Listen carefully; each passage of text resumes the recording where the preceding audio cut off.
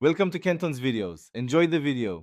In this video, I will show how to make an omelet roll. First, gather your ingredients, including 2 or 3 large eggs and any fillings you love, like cheese or vegetables. Whisk the eggs thoroughly with about 1 tablespoon of milk and a pinch of salt and pepper until light and frothy. Make sure your fillings are prepped and ready to go, chopped into small, even pieces for easy rolling.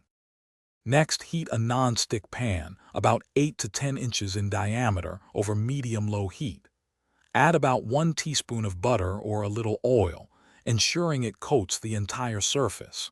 Once the butter is melted and shimmering, pour your whisked egg mixture into the pan, tilting it gently to spread the eggs evenly. Let it cook undisturbed for about 2 to 3 minutes. As the edges of the omelet begin to set but the center is still slightly moist, it's time to add your fillings. Sprinkle your prepared ingredients over 1/2 of the omelet. Using a spatula, gently loosen the omelet from the pan. Then, carefully begin to roll the omelet from the filled side towards the empty side, creating a neat log shape.